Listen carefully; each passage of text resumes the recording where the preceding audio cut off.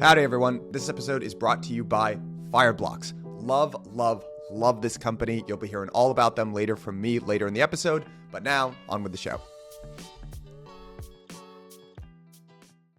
The S&P 500 entered bear market finally this week, closed in bear market territory. And I believe also on average, bear markets last about 20 months. Until inflation gets to a point where the Fed is comfortable with it, they are not going to stop on this tightening cycle. But, one of the other things that we hear all the time is, they're trying to orchestrate a soft landing. It's not impossible, but it's improbable, which is why the market is having so much consternation about what's going to happen and what everybody's going to say. All right, everyone. Welcome back to another episode of On the Margin. Today, I am joined by Liz Young at SoFi. Liz, welcome to the show. Hello. So excited to be here, especially on a big day like today. Is it a big day? Is something happening? A couple things going on. Yep. We should probably get to it. So we're talking on June 15th right now. This is we've got the FOMC minutes coming out at 2 p.m. today. We're actually recording about an hour before those minutes go live. It's probably one of the most consequential FOMCs that at least I can remember in recent memory. Walk us through kind of what the market should be expecting today. Or it's funny. I feel like I say that to myself and anybody else who will listen every time we have a meeting. I'm like, this is the one, right? But this one now, I feel like this is the one. I'll say the same thing in July and the same thing in September. So walk you through what they're thinking, what I think is going to happen. I mean, there's a lot that's changed, honestly, even in the last week of trading days. So that CPI print that we got on Friday that surprised everybody negatively, I guess further proved that inflation is a longer lasting problem and is so far not being affected by some of the tightening that we've had. But here's actually something, and I think this is important for people to know. So central bankers make monetary policy decisions. They know that decision does not have immediate impact on the economy. It has immediate impact on the market, right? The market's going to react to it because the market has set expectations for what it thinks it's going to do. And then we get the information about what actually happened, and the market has to react or right-size itself to whatever occurred. But the monetary policy officials know that whatever they've done to affect demand isn't actually going to start baking through the economy and show and rear its ugly head until about 6 months later, 6 to 12 months. So it operates on a lag. So that's why sometimes it seems like, oh my gosh, are they paying attention? Like, do they realize that inflation is still a problem? Like, of course they do. They also realize that when they make an action, that it doesn't start to affect some of those portions of the economy immediately. Yeah. So maybe we can break down those two different reactions to the Fed. There's the market reaction, and then there's the impact that gets felt in the real economy maybe 6 to 12 months down the line. Right now, the market is basically pricing in an almost certain rate hike of 75 basis points, which, as of last week, even was almost completely off the table, right? That kind of got leaked through, I don't want to say the Fed mouthpiece, but kind of the Fed mouthpiece in the form of Tim Yaros over at the Wall Street Journal. So what does the market think about this? Like, what kind of reaction should we expect here? Yeah, and you're going to hear all kinds of, theories about, they did that on purpose. They wanted the market to get to this place, to expect 75 instead of 50.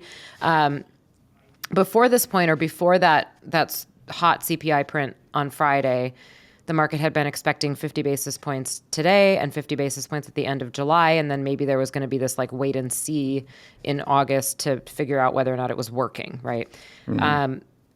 In very swift fashion, the market moved to decide, 75 now, maybe another 75 in July.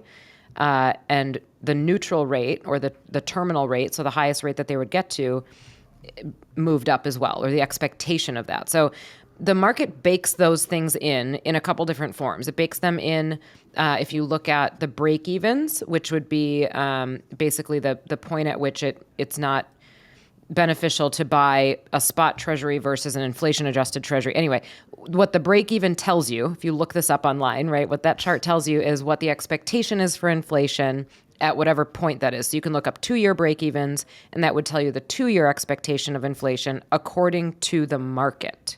Same thing with 5-year, 10-year, et cetera. Those expectations have actually come down, especially on a 10-year basis, which is interesting and probably a good thing. But in the meantime, yields have continued to rise. So we've hit, I don't know exactly where the 10-year is right now, but we've gone up, up to 3.5% on the 10-year, which was a meteoric rise. It was huge. And that's what the market reaction tries to decide. Okay, the Fed is going to make this type of move and bond yields need to be therefore at this level in order to digest that type of move. So the market reacts, obviously, in the moment, very quickly. I will say the market tends to overreact both before and after things like this. And this is a time that obviously things have been volatile. Equities have been volatile. Yields have been especially volatile. This is a time for investors that I really think is a good time to sit on the sidelines and wait for some of these big events to just happen, get it out of our system, whether that's a flush in the market or it's just a kind of whiplash. You know, we go up, we go back down, we come back up to the same spot. Because if you try to chase those and you try to chase that market reaction and those inflection points, the chances of you getting it right are slim to none, right? And it happens so quickly, it happens on a dime. So you can't catch it. And by the time you've realized that you're behind the curve, you're missing it, right? So anyway, the market can react very, very quickly. And it will react very, very quickly. And it sets expectations for what it thinks the policy actions are going to be. The economy, however, what the Fed is trying to do to the economy is cool it off.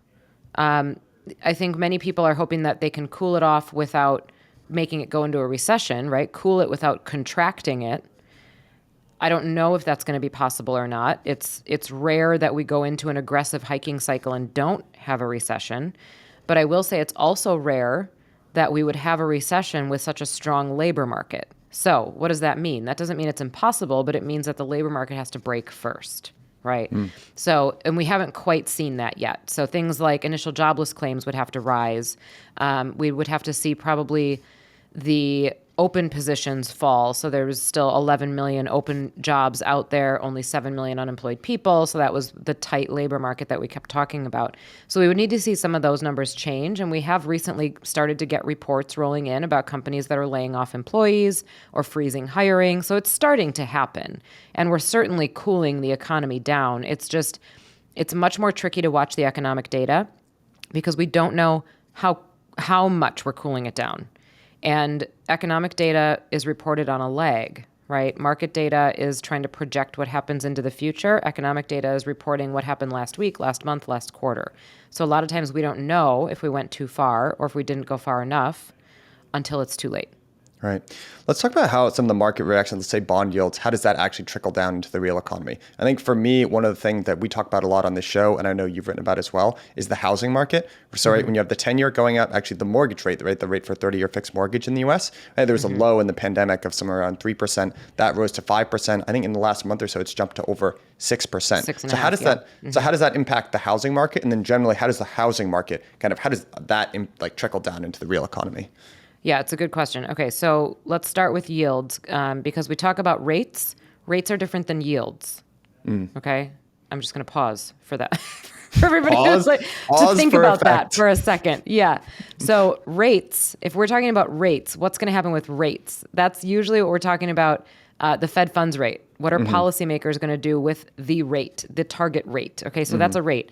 Yields are the market's decision about where bonds are trading.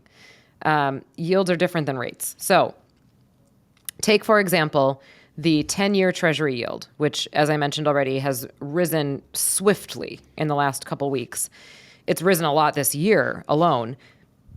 When you look at, so where the Fed funds rate is and what the policymakers decide about the Fed funds rate, that directly affects what's called the prime rate. The prime rate is what banks lend money to consumers at, or at least it's their benchmark. So that's, if you're a very well-qualified borrower, you might get something around the prime rate plus just a little bit, right? If you're a less qualified borrower, you might get something prime rate plus 300 basis points, 400 basis points, right?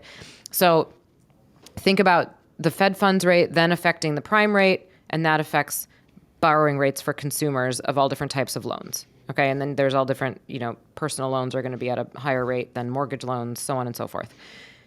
The 10-year Treasury yield and 30-year mortgage rates are very strongly correlated, strongly positively correlated. So as the 10-year yield rises, as do 30-year mortgage rates. So as you mentioned, 30-year rates have gone from 5.5 to 6.5. It's like we went to bed on Monday, we woke up today, and they were up 100 basis points, right? That's how it feels. So how that affects, number one, how it affects consumers is that buying a house becomes less and less affordable.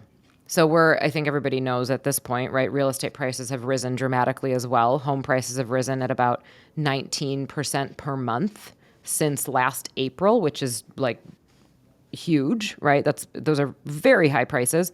The inventory of homes available on the market has been part of that issue. So not only have home prices risen, but now the money that you're going to take out to buy that home has become more expensive. So housing affordability has gone down, right? So that's how it affects the consumer. So when the Fed raises rates, I mean, it seems like, oh, okay, they're gonna put this target rate at something. Now what, right? That's how it bakes through. That's a good example of how it bakes through, because you might then see less people buying a home because they can't afford it, or they don't qualify for the mortgage anymore because the rate changed and something called their interest coverage ratio is no longer attractive to the lender, right? So then you have less demand. That's just mortgages, though. That's just the housing market. I think that's the easiest one to understand. Think about other types of loans: auto loans, credit cards, personal loans, whatever it may be, student loans, right? Well, although student loans are a little bit of a different beast. But let's take an auto loan, for example. We also know that car prices have gone up quite a bit. Auto loans are at a higher rate than mortgages, and they're also pegged to prime. So as the Fed raises rates, auto loans become more expensive. And then maybe you were somebody that you were going to buy a certain type of car, and now you can't afford that kind of car anymore, so you buy a lower level type of car. Or you just decide you're not going to buy a car at all, you're going to buy a bike instead, right? So again, that's another type of demand in the economy that gets reduced. So the whole purpose of this, of them cooling off the economy, is to reduce the level of demand in a number of different sectors so that inflation can come down. Because the very simple definition of inflation is more money chasing fewer goods. Because we can't control the amount of goods with the Fed funds rate, we can control how much money is chasing those goods. And that's what they're trying to do. This episode is brought to you by Fireblocks. I talk to a lot of fast-growing crypto-native funds, crypto banks, exchanges, and the like, and they all tell me they have the same two problems. One, their treasury management setup sucks. They've got analysts wasting time and money on manual transactions. Two, they are not happy with their current security setup. They're sharing passwords, they're sending test transactions, and they're worried that their funds might be at risk. Fireblocks is a platform that solves all of that for you. They're a one-stop shop portal which automatically plugs into exchanges, trading venues, etc. They source deep liquidity and solve everything from day-to-day crypto transactions all the way down to complex DeFi strategy. And the best thing about Fireblocks is that they offer scalable solutions with industry-leading technology. Doesn't matter if you're a 2-person crypto fund or a 2,000-person crypto exchange, these guys have you covered. And the last thing that I'll say about this company is that I have known them for years. They are a high-integrity team. They ship product like no other. I would trust them with my own funds. So, click the link at the bottom of this page and tell them that I sent you. Very, very important that you click the link at the bottom here. Otherwise, they're not going to know that I sent you, and then how am I going to get credit? So help a brother out. Click the link at the bottom of this episode. Tell them I sent you.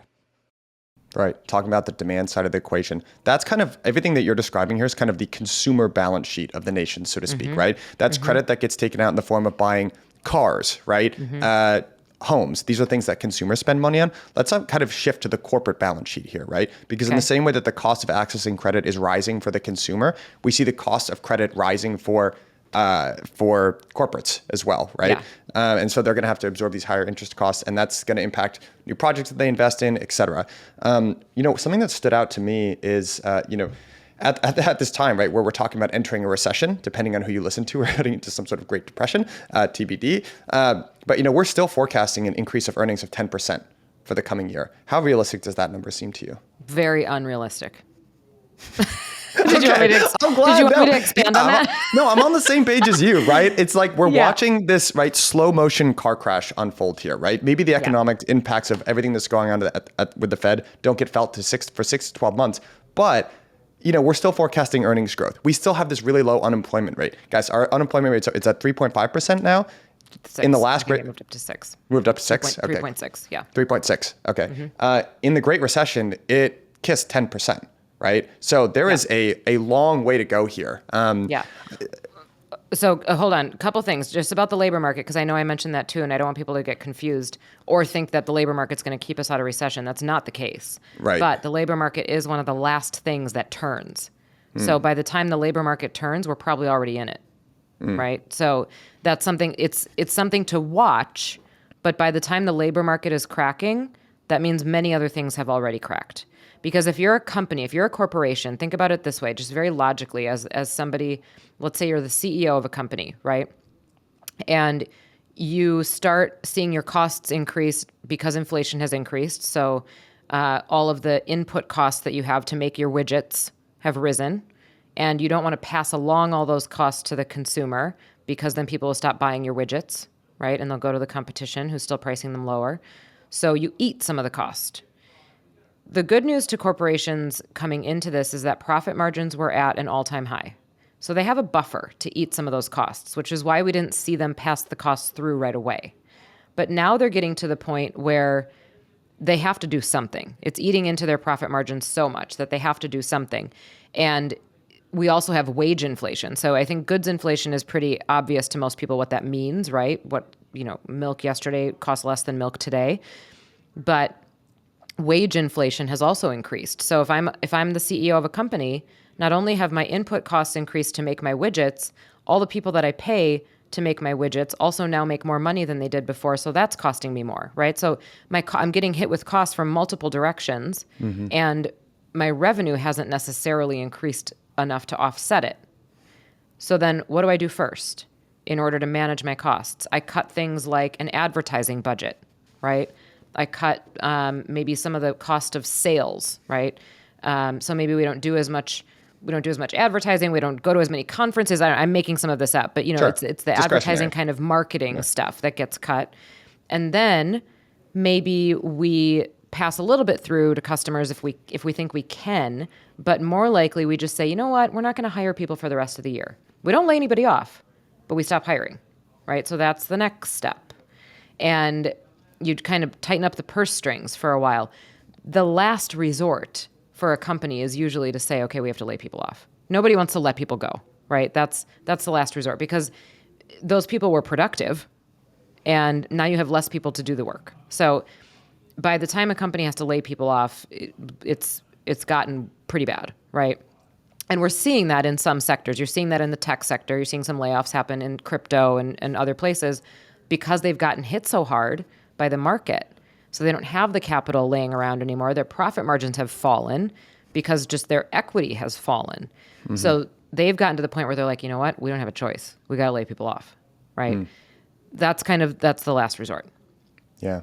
So, we're kind of talking about two different things here. I feel like people toss around the term bear market and a recession very, they kind of use those as the same thing. Bear market, right, is a contraction, 20% the price of stocks, right? Depending on what indice you use.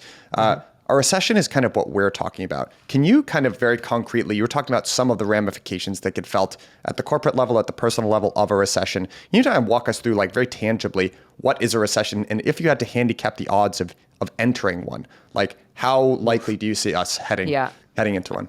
I will, let me shine up my crystal ball. So let's be very, very concrete about the definitions. If you look this up, what is the definition of in each scenario? So the definition of a market correction is a drawdown of 10% or more. So from 10% to 20% would still be called a correction.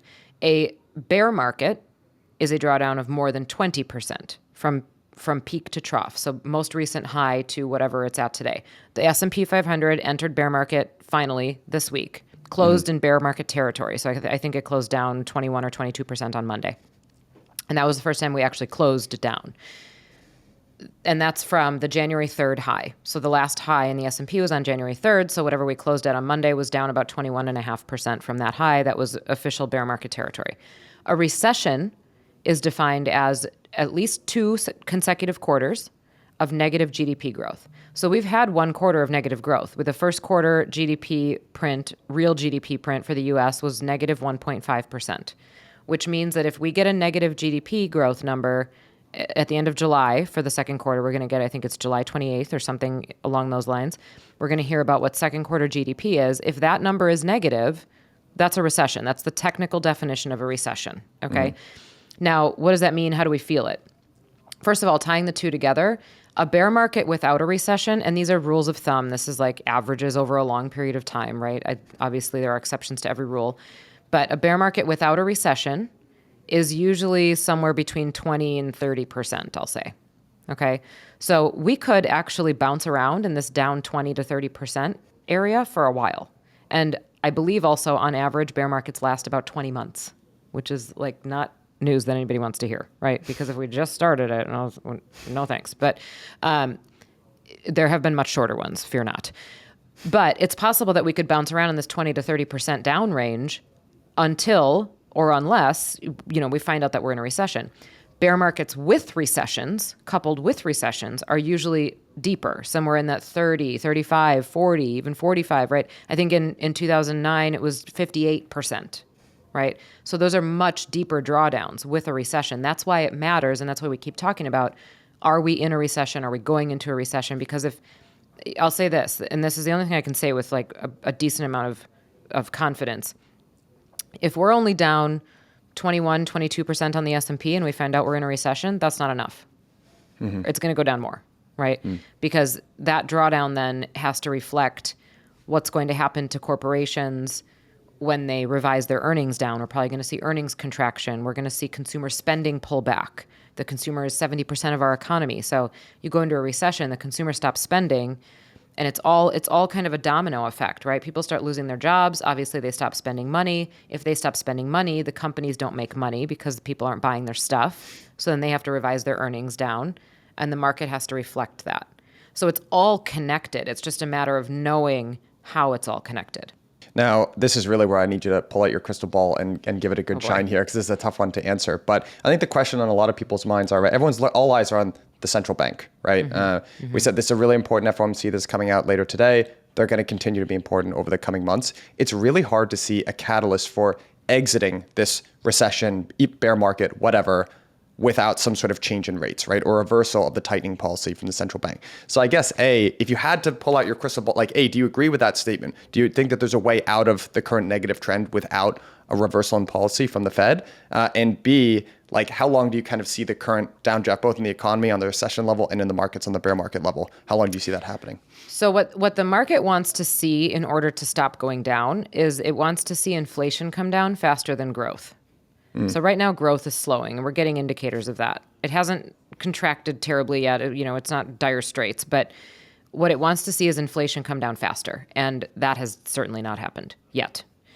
So that would be one positive. If we start to see inflation really be affected and it starts to cool off, and the pace with which it's cooling is fast, the market would like that, okay? There are a couple things that could happen, right? If there is a de-escalation in the Russia-Ukraine war, one of the things that's driven inflation is energy prices. So if there's a de-escalation in that war, you probably get a pretty big dip in energy prices. So that would help the inflation story.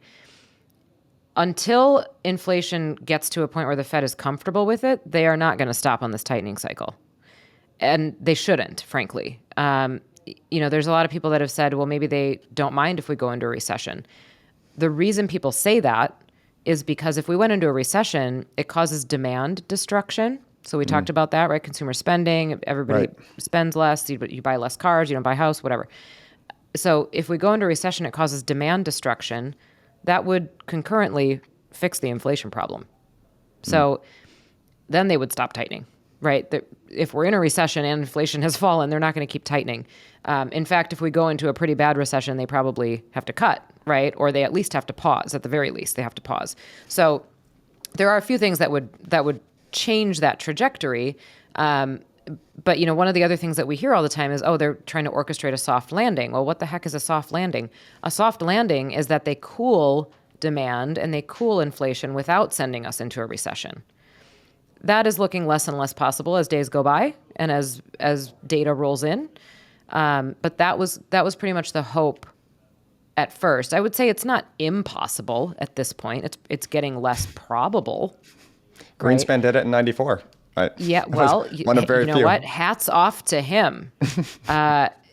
Inflation wasn't this high in 94. So the last time it was this high, we had a double dip recession. And that was in the early 80s. So, nobody really in this type of environment, I don't think anybody has landed the plane. So it's again, it's not impossible, but it's improbable, which is why the market is having so much consternation about what's going to happen and what everybody's going to say. Yeah, I agree. It's a tough situation. Liz, I know we've got a hard stop here. Thank you so much for coming on the show. And real quick, if folks want to find you, you do a lot of great work on your blog. And if folks want to find out more about you, follow you on Twitter, follow your work, what's the best way to do that? Follow me on Twitter. My handle is @LizYoungStrat. You can also read my weekly articles. I write for SoFi in the daily newsletter every single Thursday morning. So there will be a new one out tomorrow on this Fed meeting. Great. And that's at www.sofi.com/daily. Great. Liz, thanks so much. This was a short one. We'll have to get you back for a longer segment on the show sometime soon. Thank you for having me. Awesome. Bye. Bye.